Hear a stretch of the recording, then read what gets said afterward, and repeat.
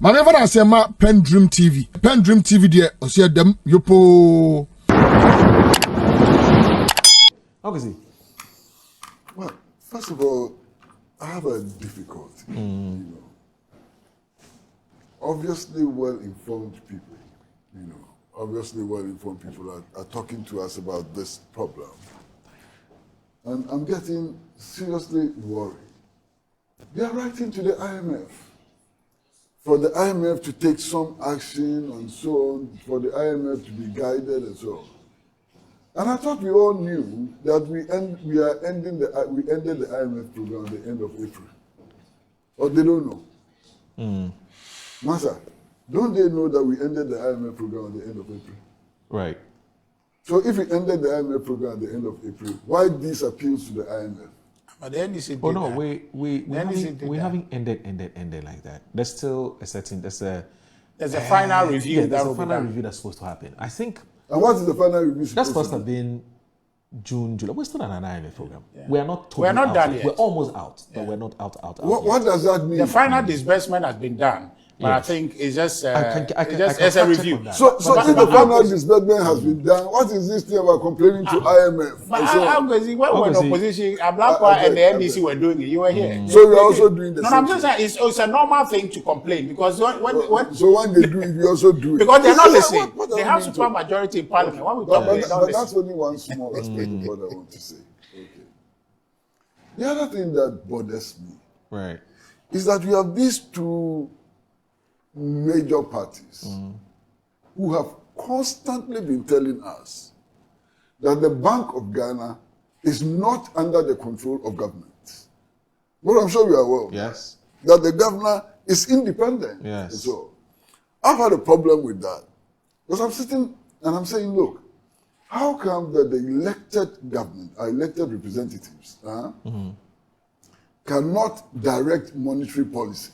And you need somebody who has no authority of the people and so on to directing policy. I think there's a problem there. You understand? But under the current condition, under the current regulations and so on, even if you read the constitutional provisions very carefully, Article 183 and 184 very carefully, we ascribe to the independence of at least the governor of the Bank of Ghana. So why this blame NDC, blame NPP and so on, when you have no control over what the Bank of Ghana does? You are not supposed to have control. So if the Bank of Ghana, assuming it is true that the Bank of Ghana is in debt, is it the government which is supposed to be independent of the bank? So I don't understand what is happening. But I really don't understand. That's only one other aspect. Can I finish? No. I'm just trying to. Because I don't have enough time. Okay. Moro is a nice guy. No, it's not. Now that he's going to be president, he can get President. This trap. Yes, boss. And then I'm also struggling to understand, and I've always struggled to understand how we can claim that the Bank of Ghana is making losses. How does the Bank of Ghana make losses? You understand? Yes, the Bank of Ghana may overspend, may even be indebted and so on. Is that a loss? Yeah. It's against your profit for the year. So you are doing accounting for the year. You earn 22 billion, and if you spend more, is that a loss? Yes, it's a loss. That's how it. But then the definition how do you explain loss? No, then It's not rhetorical. It's a specific question. Then the definition of loss is very narrow. But that's why loss is always an opinion. No. Cash is a fact. No, loss of always an opinion. It depends on how you see it. Which language is that? Loss I can explain, but I don't have time. I can explain. Loss in financial terms. You've lost. It's not, you don't know what you're talking about. I haven't lost. I know what I'm doing. So Arsenal lost yesterday. No, but that's football. Arsenal lost yesterday. I'm talking financial loss. Okay. Then the other thing that strikes me is that there is no unanimity. Yeah. Even within the NPP when it comes to this question. Yeah. Okay. Because the piece we read from Amin Adam, he accepts the 15. He accepts the 15 billion. Yeah. You understand? For purposes of argument, yes. Yeah. No, we all agree on that. But because he's making that case, really what he is saying is that they should be conscious of the post-program environment. how disciplined would they be to ensure that all the metrics are continue to play out? Not But there's all agreement. Not all of you agree. No, we agree. We had a briefing. We agree. The numbers are clear. You didn't even let him flow, and time is up. Oh, no, Uncle Kwesi. Today, don't treat Uncle Kwesi. Oh, no, Uncle Kwesi. You know, we are learning as we are learning from him. I think it's important to make this very loud. Right. And for me, it's a very important point to make. Look, everybody is free to speak about all aspects of our national life. We are free. We are talking about the audited accounts of the Bank of Ghana. Yeah. That is not a matter that we can talk glibly about. Yeah. You understand? So if there's a dispute about accounts of the Bank of Ghana, what should we do? This is the responsibility of Parliament. Parliament must set up a group of independent experts with the capacity to evaluate the audited accounts of the Bank of Ghana. That's true. And provide us with the empirical evidence upon which we can then, as citizens, contribute to the discussion. You see, so Uncle Kwesi, see where the NDC went wrong. So that this document was supposed to go to Parliament through the Finance Minister and let them do this so we can consume. But they went to start a political conversation. That's what citizens have a right, every right to so talk to the NDC. But where is the empirical basis upon which we are making our comment? All right. So Uncle Kwesi, talk to the NDC. They did this. Otherwise, Parliament would have been.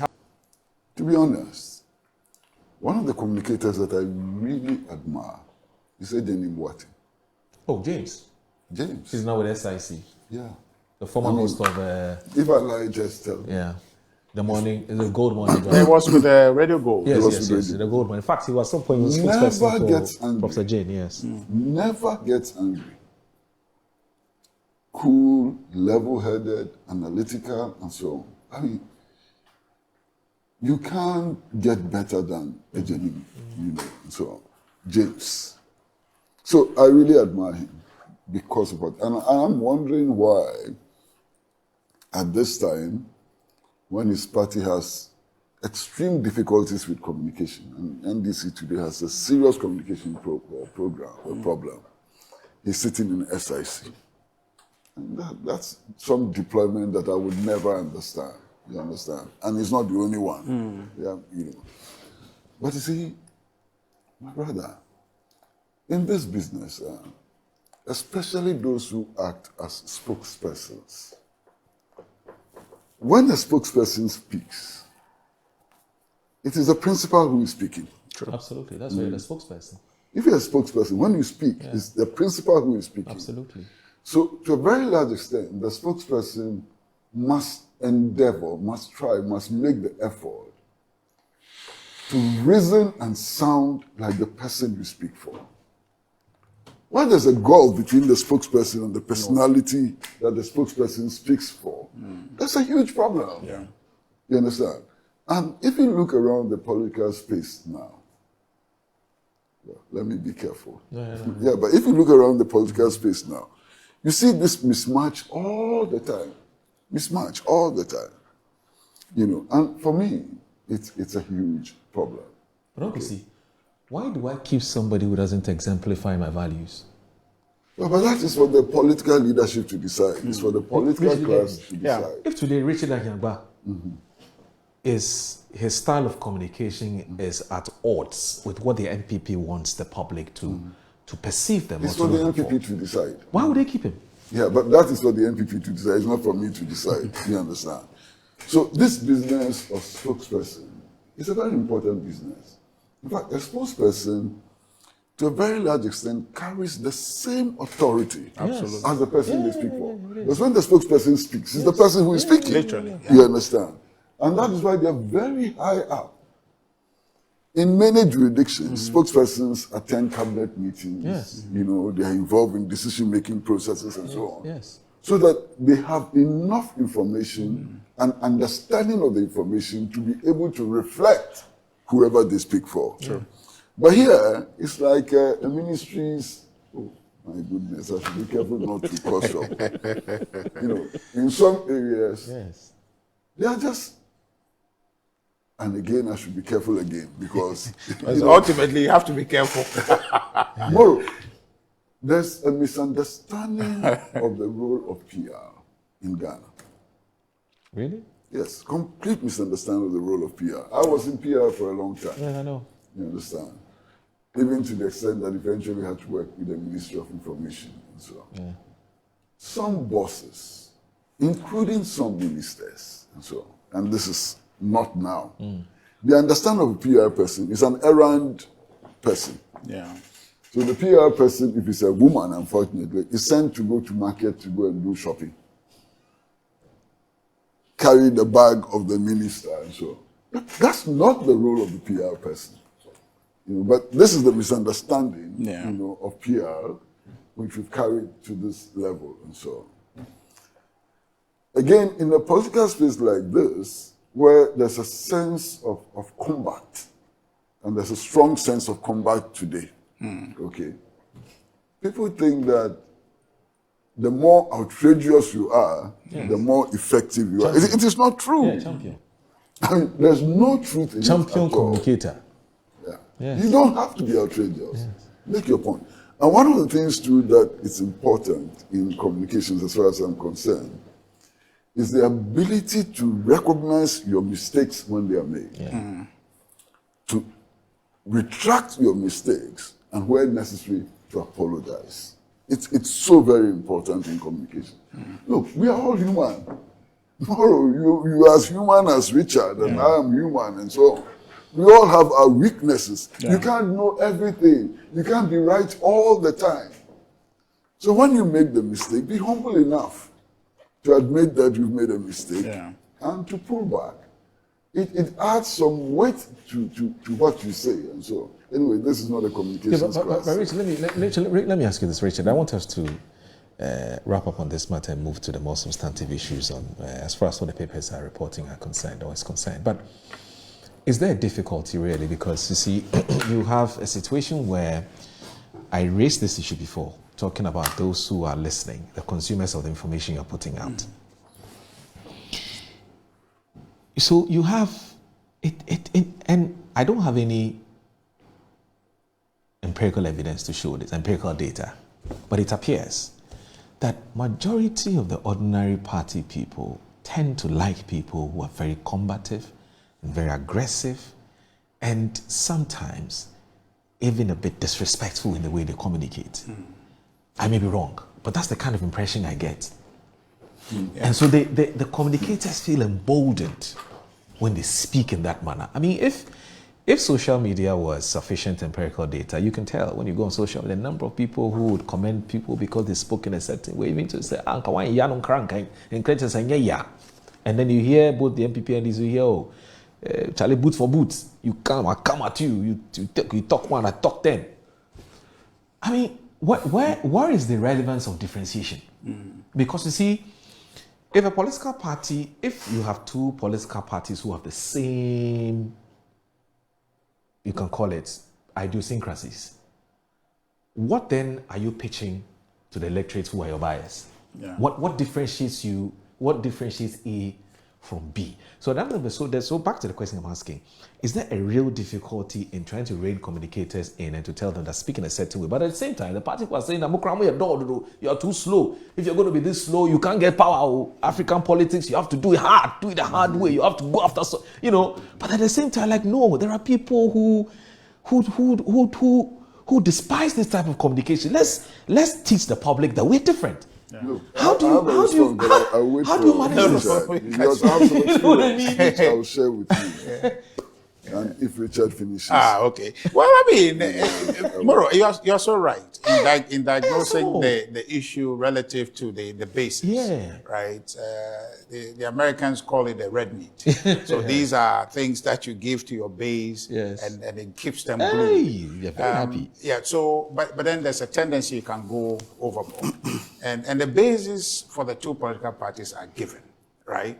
There are things you do to sustain their continuous support base. A lot of them is sociological, that they are members of the party. It hasn't changed.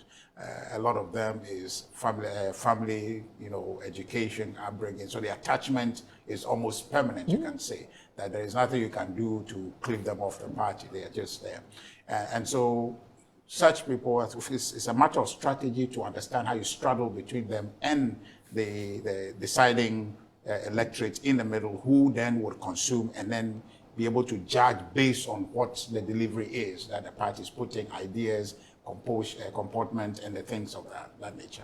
So it's a defined act of straddling between the party base, which is almost permanent.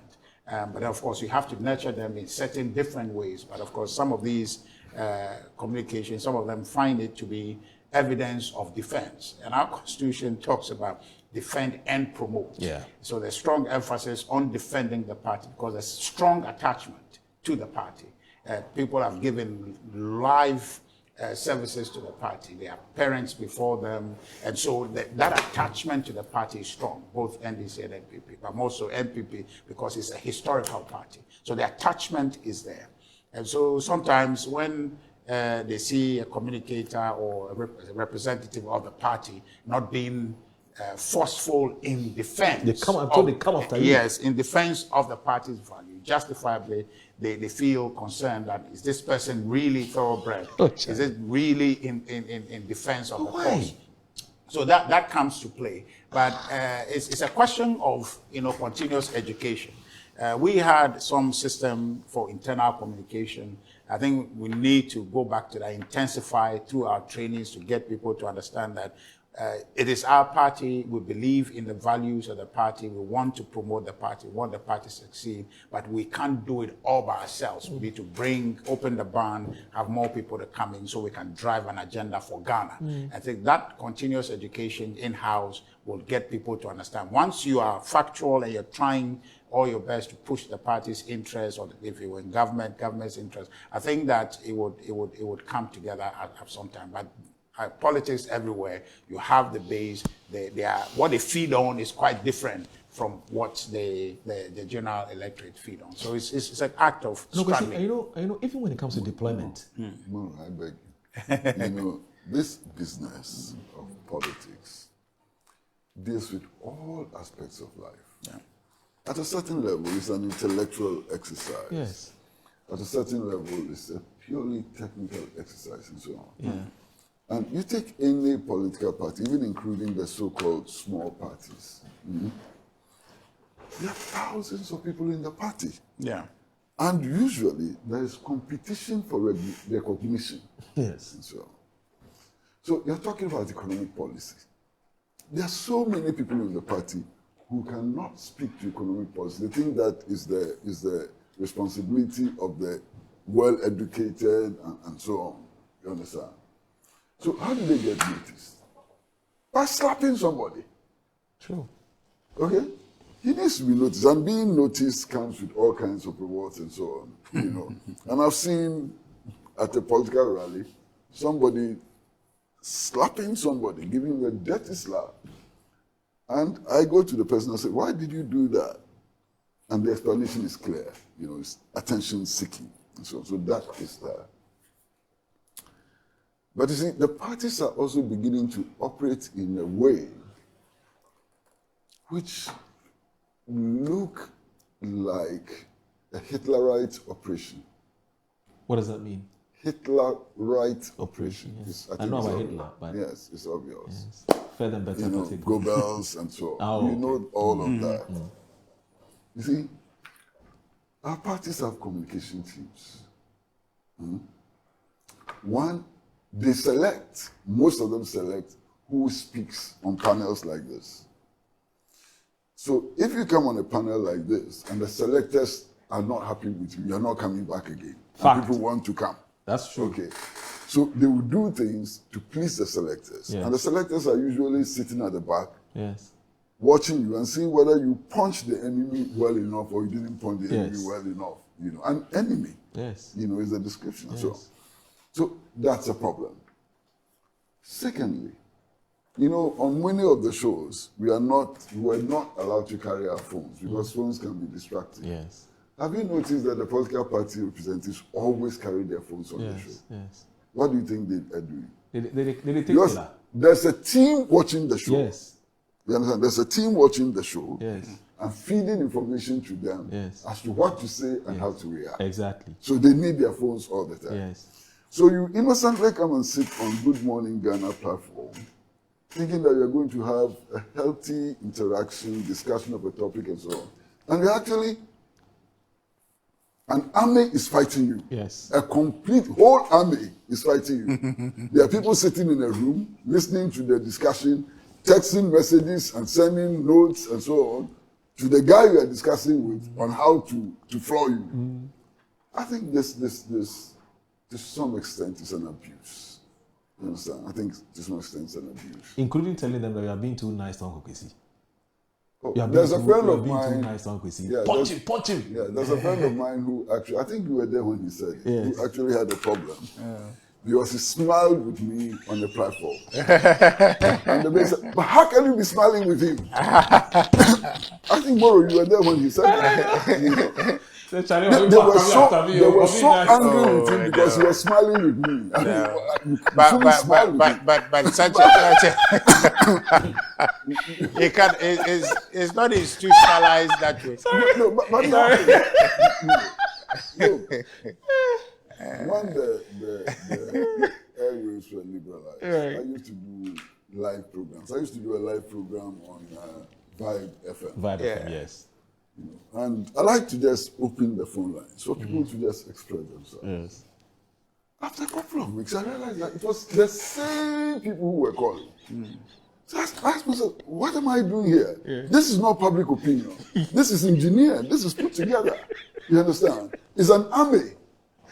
Two armies are fighting. You know. The problem is that these people are so well equipped. Some of them have 5 phones. Wow. Richard, if I like tell me. Yeah. Oh, back in the day. Some of them have 5 phones, 5 different numbers. Yes. There's an army which is ringing the radio station, trying to capture the line and so on. So if you're an individual, you would never get through. It would be magical for an individual to get through. You understand? What against million? And what is worse, some of the anchors Yes. are in league with these Yes. things. That's true. So the anchors give them a way of reaching them. So public opinion really is buried. What we are hearing is not public opinion. Yeah. This is completely skewed. Yeah. It's 2 armies, maybe 3 armies, you know, tearing at each other. And we have become victims. Yeah. I don't think that, look, those who struggle to open up the airwaves and so on, this is what they intended. You know? Yeah. I mean, I was very close to Dr. Charles Lekubrobi when he started the Radio I Fight and so on. Look, the ambitions were honorable. Yeah. It was not to silence people, to take control, you know, using resource and so on. But that is what it has become. That is what it has become. Yeah. Take any radio station and listen for a week and come and tell me whether what I'm saying is wrong or true. Same voices all the time. Yeah. Okay? Same voices all the time. Because they have the means, you know, to do it. Ordinary people don't have the means to do it. Yeah. And I think that is becoming problematic. But anyway, that is what our leaders want to do. What can we do about it? Uncle, What we can do about it is to just soldier on and try as much as we can. And it's not difficult. Yeah. It's not easy. I mean, being independent in this country comes with so much risk. Yeah. It's not easy to be independent in this country. But I think that the media houses also have a responsibility, Right. In guiding that enterprise of you know, allowing public opinion to filter through. But I just hope that Kwesi. there was a strong attempt to remove me from this platform. I'm sure you know. I don't know. Oh, really? Oh yeah. But that must be addressed to Moro and his company. They have the power to do that. Before Moro came on the show, normally the producers would call NDC for their rep and call NPP for their rep and so on. And they didn't know Which quite category how you to belonged. fit me. You know, so this NPP communicators and their machinery insisted that I should be treated as an NDC communicator. Yes. Yes. Of course, NDC knows that I don't communicate for them. They don't tell me what to say. Yes. They don't put me on the platform and so on. So in the You don't end, attend communications meetings. I don't attend communications meetings and so on. So in the end, I was left hanging there, and it took Randy Abbey to say that look, this is a special category, and we'll maintain that category. Yeah. That's why I'm still on this show. Yeah. So whatever effort it takes was not powerful enough. The same problem too. At some point, the NDC was wondering who he was representing, because he would also say that he's not speaking for the MPP. You know, it was a challenge. But I think for what it's worth, Kwesi, and even more recently, Colado Motri, you know, we bring him on Good Morning. Yes, there are some people who do not agree with the decision, but that's fine. Yeah. But he announces himself as an MPP communicator. Now, the second point I want to make is partly speculative. Okay, but obviously, before you talk about why, with the fact that what you're about to say is partly speculative. Now, relative to the issue of who is harboring what ambition, you've been seeing the Musa Dangwa polls, and we've all sat here and I've said that Musa has credibility. Now, when you look at the list of persons who he's been polling, the two of them are in there. In fact, that is true. Julius Debra, recently, didn't even feature, but recently he's featured in that poll. So I'm just saying, just to add some. No, don't stress yourself. Okay, all right. So there's some. I'm saying that it could be. It could be, but it is not necessarily what it is. Okay, that's all I'm saying. Right. Okay. So that's the point that I made. Okay. But I'm saying that the next point I'm going to make is to some extent speculative, but I think it still has to be made. Can you imagine a situation where, without a nod from the president himself, the executive secretary can issue such a statement or alter such an article? Why not? He can. The executive secretary. It's not the first time Kalisu is writing an article. No. I know it's not the first time. The executive secretary to the president, yes, on his own, can write an article in which he calls on appointees, which include the chief of staff, which include ministers and so on, to quit if they are nurturing such an ambition. Think about it. Because it's possible. No, it's not. That possibility will be a very strange possibility. Why? Because he works under the chief of staff, actually, literally. Listen. So he can't be calling his boss to that kind of stuff. And it's only a suspicion. I suspect that when you read this article, you must see President Mahama somewhere lurking in the shadows of the article. You understand? And I believe that fully. So those who read this article and think that it's just Callistus on a bench and so on, they will get many things wrong. They should read this article as concerns being expressed through Dr. Callistus Mahama, and they should take it seriously. Because it seems to me that this is the first shot, and that other shots would follow. That's my understanding of what is happening. In any case, Callistus writes very, very well. He's a very effective writer. I recall when there was the issue about the president's use of his brother's jet came out. Callistus wrote an explainer. I'm sure you read it. Yes. His choice of language was excellent. His reasoning was... So he writes very well. He's a very effective writer. And if you read this article, it is clear that every word was deliberately chosen and put there. This is a work of art. I mean, clearly, I've read it. You know, I read it only this morning, and it's a work of art, deliberately done. My brother, I agree with Callistus 100%. If it was possible to agree with him more than 100%, I will. Please, let's stay at 100. Listen, what is happening within the government machinery, to a very large extent, is even an insult to the people of Ghana. What is happening? We have elected a government 4-year term. Just as we entered the second, even before we entered the second term, people spring from this government machinery who have no mandate from the electorate and so on, and are focusing attention on their dreams of becoming president and so on. And Callistus makes the point. You see, let's take anybody in government. Let's say that there are 3 ministers who all want to be president.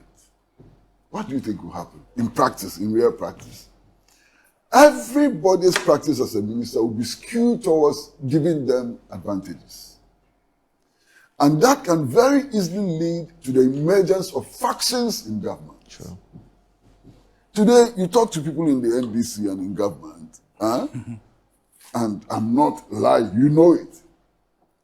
The person either belongs to A faction or B faction or C faction and so on. It makes it impossible to work together as a team. It makes it impossible to focus on the prime responsibility of government.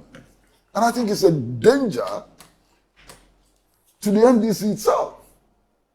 If this should continue, it would, to a very large extent,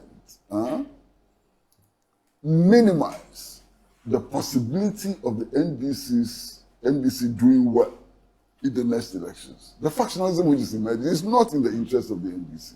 There's no focus. And I'll tell you, I won't give you the details, but I'll tell you. I've spoken to people in the government machinery who think that they are not being adequately funded to achieve a national objective. And their suspicion is that they are not being adequately funded because those in charge of funding don't see them as part of their faction. Yes. I'm sure you've heard it. So you're absolutely right. You understand? Yes. How do you run government like this? Crazy. How do you run government like this? You can't run government like this and succeed. So everything these reckless appointees do will be seen in the light of the effort to promote themselves so they can become presidents in future. That's a big problem. And really, I want to see this as the first shot from President Mahama himself. I want to see this as the first shot. But this first shot has delayed in coming. It should have come much, much earlier. By now, some people should have been sacked. Oh. Yes. But how do you appoint somebody and sack the person? If you appoint people who are not focusing on your research agenda, yes, and are focusing on their personal, individual ambition, some of which is hollow, there's no reason why some people should be seeing themselves as president. Some of them is. I'm sitting back. I say, this guy too wants to be president. How? You understand? It has no merit. And they are wasting the nation's time. They are wasting the president's opportunity, wasting everything on a reckless and useless ambition. He should have sacked them long ago. What is he waiting for? Sack them. Please, sack them. They are not helping in any way. They are not helping the country. They are not helping the president. They are not even helping themselves. Sack them, please. It's time for a major reshuffle in government. The dead wood should be put aside. Those who cannot focus on the national agenda have no business being in government. Those who are beginning to see themselves as emperors and so on. I mean, tomorrow, look, there are 35, 36 million Ghanaians. Anybody who stands in front of the mirror in his bedroom and comes to the conclusion that he is the best gift of God to Ghana is loony. Needs to have his brain examined. How do leaders emerge? Leaders do not emerge through self-proclamation. Leaders emerge through self-proclamation. Not at all. They don't. And what you're having is self-proclamation. People who can't string 2 sentences together. People who struggle to string 2 sentences together are seeing themselves as presidents of the Republic, Kwame Nkrumah's Ghana. What is this? It's so shameful, it's so embarrassing. And I agree 100% with Callistus. And I would suggest very strongly to the president that he should take this thing seriously if he's not the man who instigated it in the first place. and deal with it. Look, you have a president, you have a vice president. The president, I have insisted, cannot go beyond 1 term now. The Constitution says so. I would not support the president violating the Constitution or trying to amend the Constitution as other despots have done in Africa. So by 2028, President Mahama should give way. In the natural scheme of things, in terms of authority and so on, who is next? It doesn't mean that the person who is next in line today necessarily has to become the successor. It doesn't mean that. But there's a certain hierarchy that we are working with now. Now, if you are third in this hierarchy, or fifth in this hierarchy, or sixth in this hierarchy, and you start declaring your intention to succeed President Mahama, how do you deal with this structure? Think about it. How do you deal with this structure? So you're a minister, and you have ambitions of if ever the vice president should offer herself, you have ambitions of contesting her and defeating her. How do you work with her? They are human beings, so these are not machines, these are human beings. How do you work with her? So they are creating unnecessary problems for the president, they are creating unnecessary problems for Ghana, they are creating unnecessary problems for themselves. They should be sacked. You recall, so I see, so this is John Mahama's second term, Richard. And similar things happened in Nana Addo's second term as well. That's where people then began to come up to say that they were interested in succeeding. But Nana Addo put his foot down. Yeah, but he put his foot down. And President Kufuor put his foot down. Yeah. From where you sit, how do you see all of this playing out? As for Richard, I'm sure he knows as a matter of fact the people who would want to contest the presidential primaries for the NDC. We are all hearing the speculation. We are following the it's also speculation.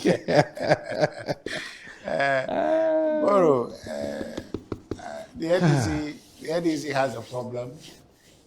They have a problem, and I pray they don't listen to Kwesi's Why? Because so that they can aggravate the situation. To aggravate the situation. They should carry on like this. Aggravate the situation. It's Ghana who suffers. No, forget about Ghana will be fine. Ghana will be fine. It is they who will not be fine. Ghana will be just fine. It is they. Ghana will be so fine. You understand? Because ultimately, in 2028, they are crashing out of this place. You understand? The NDC has to have a candidate come out. That's the struggle. Right. And I could say, by all design, this is inevitable, right? Because they are pushed to a situation where they need a candidate who is marketed. There is no precedent of a one-time candidate winning an election in our democracy, this Fourth Republic. It is an improbable task. They know it, and they want to get themselves, up and running, the people who are likely to succeed. Of course, the NDC party, outside of the individuals trying to pitch themselves around the table to be considered, the party itself has an interest in the 2028 election. And so, quite apart from the individual interest of the people who want to be the leaders of the party in the 2028 election, the party itself needs to figure out how that conversation happens. So the government coming in and issuing this directive is only to the extent that it can appoint or disappoint people in the government. But when it comes to the party, that order will not carry weight to the extent that the party structure is concerned. The party must present a candidate, okay? And that the party will have to go through a process. And so those people, they're acting now, though they're in government, they're acting as party people, seeking to be the answer to their party's need to put a candidate forward. And so there's in the two environments, there's confusion. The only thing is that their problem is worsened by their national chairman also speculated to want to become the leader of the ticket. So now, if the Ogboro himself want to lead the thing, and then the other guys... Richard is very happy. I know. Well, we have a difficulty. You can't hide this happiness. You are so happy you can't hide it. But why? Am I supposed to cry? Because Kwesi, you were here when we were doing our election. You saw the things they were doing. Yes. The kind of thing they were doing. They were wishing us ill. Meanwhile, I am not. I am just enjoying with them how it is that they have to figure this out. And I see the difficulty that they are in. But the only thing is that there's nothing. There's nothing all these issuance will do. Moro. Yes, sir. That's why I said that they shouldn't take Kwesi's guidance, because if they take it, it will help them to some extent. But the only thing is that you can't stop it. The thing is time sensitive. You understand? Yes. It's time sensitive. President Mahama is destined to become a lame duck. He's destined to become a lame duck. All he's doing is trying to delay it a little bit. But he's destined to become, because the party must move on, and he will move on. So he can decide today to disappoint all those people, but those people will have to become, if their interests exist, they will have to nurture it, because the party needs a flag bearer. So you can't hide behind, I want to disappoint you and all of that. That's why you can't come out and say, obviously this letter was at the instance of the president. Okay, it's at the instance of the president. You believe so? Oh yes, of course. It can. It could have been. But I want to stick Most my neck. likely it was. Yes, yes, yeah. So to the extent, and of course it's right that the president will do that. It's not out of left field at all, or out of his realm of possibility. He has to do that, because why? If he doesn't, those individuals, like Kwesi rightly said, will not focus on the job. They'll have divided attention, right? Struggling between their ambition and theirs. So they're only using what opportunity he has given them as a stepping stone to theirs. So really, they are not serving the interests of the government, but their interests, looking beyond now. That's a problem. And that's where I see the Ghana factor in there. But as a political operative, the party needs an answer to the question, who will be our candidate for 2028? And that's the conversation that's happening. President Mahama should call them rather. This issuance will probably, now it may work from 2027. You can choose to issue this thing every day and it will not work. Somebody will dare you, if you want, fire me.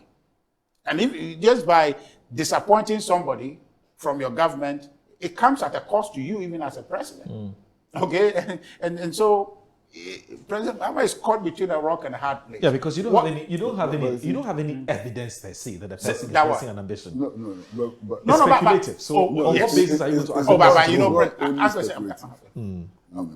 There's something that I wanted to say, in reaction to what Richard has said.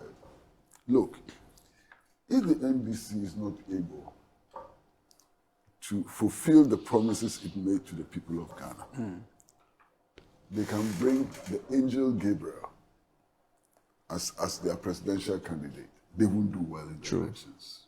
Fact. If the NDC fulfills the promises that it made to the people, and the people of Ghana come to the conclusion that, look, this party keeps its word, it has changed our destination, it has changed our life, and so on, it may not matter much who is elected as the next presidential candidate. Okay? And I think that should be at the core of the thinking of all these people who are jostling and so on. It is not an individual matter. And that's why I asked the first question. How does leadership emerge? Through self-proclamation? So those who actually want to be leaders in the future, their first task is to make sure that the Mahama administration succeeds. It keeps its promises. 24-hour economy, what is going to happen to it? That's where their focus should be. Nothing. Big push. They should make sure that it happens. You understand? And so on. And if they work so hard, and everybody comes to appreciate that it is because of their hard work that the party managed to fulfill its promises to the people and so on, leadership is automatic. It's automatic. That is how people have to see themselves working to become leaders. Not paying praise singers to be writing all kinds of things about them and so on. Who is impressed by those kind of writings? Probably that's why you and I are not presidents. But it takes a bit more than just putting in the work. It's a democracy where people have to select. So you have to declare an intention, I want to be, so people can see. But you have to also show that you are capable. Of course, they are doing that. And you have an opportunity now, you are in government. Yes. What better opportunity do you have to show your capability than being in government at this high level? Well, but you see, so when they are given opportunity to try and show work, and they see the work is not going well, then they must use the other avenue. Because our next topic this is a wicked one. This is a very wicked joke. Our next topic will be about the Bank of Ghana. Then we'll bring Dr. Atufosi into the frame and see whether it's going or it's not going. You understand? So the point is that they have a difficulty. And in fact, I sympathize with them. And most likely I sympathize with President John Dramani because really he has a very unique situation. In 4 years, he wants to stamp, his authority in terms of leadership in Ghana's history. His first term was not so great, and then now he has a good opportunity to then do or redeem himself. And then this is the time where everybody want to start their own history of becoming president. So he's in a difficult situation, but it's only going to get worse. The best approach for me, in addition to what Kwesi has said, is for him to call them around the table and say, look, guys, you are pouring sand in my gari. I want to become a legacy president.